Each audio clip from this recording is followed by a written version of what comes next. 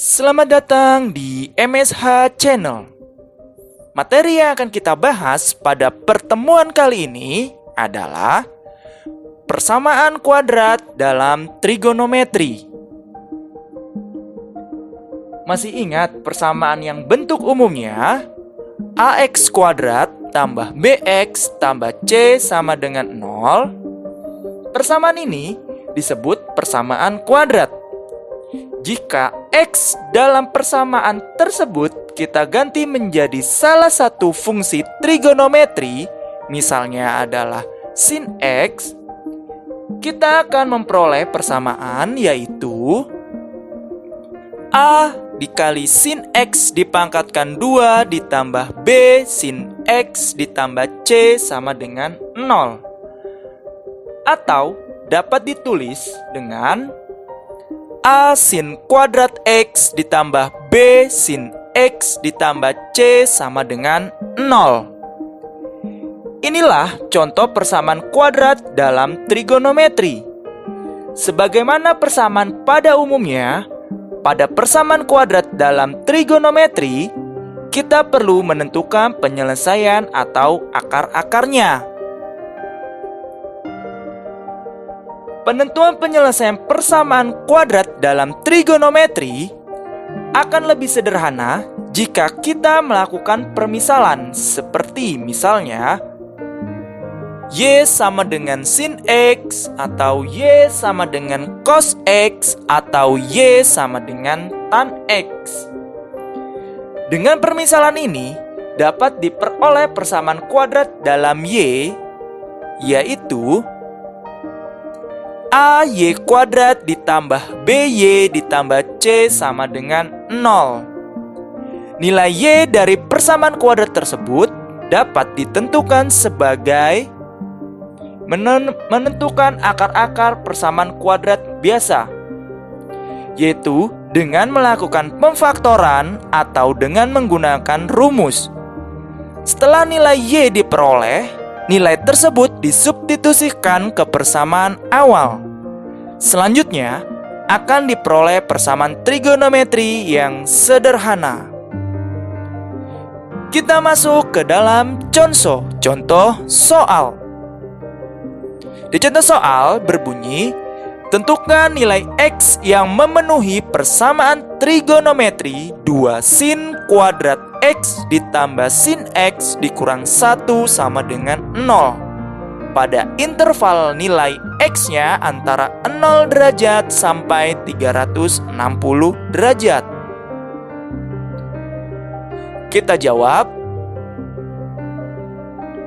2 sin kuadrat X ditambah sin X dikurang 1 sama dengan 0. Kita misalkan nilai Y sama dengan sin X, maka akan didapat 2Y kuadrat ditambah Y dikurang 1 sama dengan 0.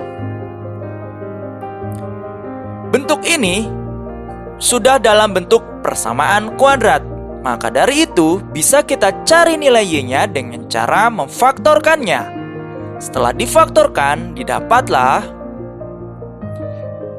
2Y dikurang 1 dikali Y ditambah 1 sama dengan 0. Dan didapat Y-nya sama dengan setengah atau Y-nya sama dengan negatif 1. Sekarang setelah kita dapatkan nilai Y-nya, kita cari dalam bentuk persamaan trigonometrinya. Sekarang untuk Y sama dengan setengah, kita substitusikan ke persamaan awal menjadi sin X sama dengan setengah.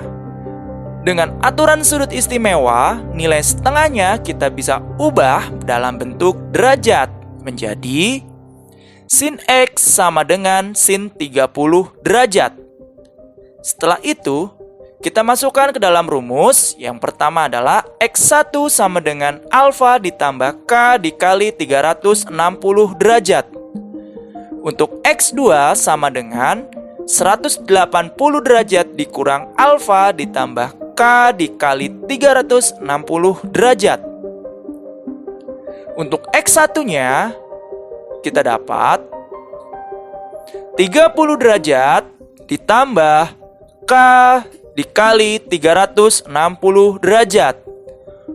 Untuk nilai K sama dengan 0 didapat nilai X1-nya adalah 30 derajat.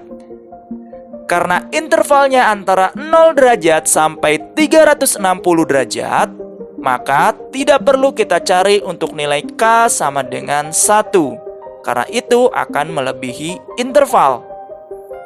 Selanjutnya kita cari untuk nilai X2-nya sama dengan 180 derajat dikurang 30 derajat ditambah K dikali 360 derajat. Didapat X2 sama dengan 150 derajat ditambah K dikali 360 derajat. Kita cari untuk nilai K sama dengan 0. Didapatlah X2 sebesar 150 derajat. Karena intervalnya dari 0 sampai 360 derajat, maka tidak perlu kita cari untuk nilai K sama dengan 1. Selanjutnya, untuk yang bentuk Y sama dengan negatif 1, kita substitusikan ke bentuk awal menjadi sin X sama dengan negatif 1.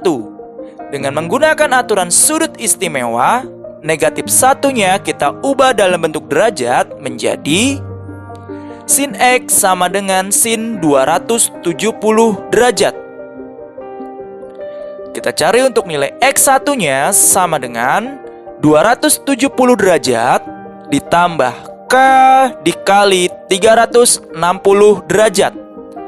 Didapat nilai X1-nya adalah untuk K sama dengan 0 adalah 270 derajat.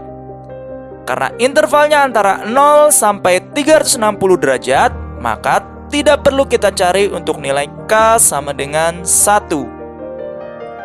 Lanjut, kita cari untuk X2 sama dengan 180 derajat dikurang 270 derajat ditambah K dikali 360 derajat.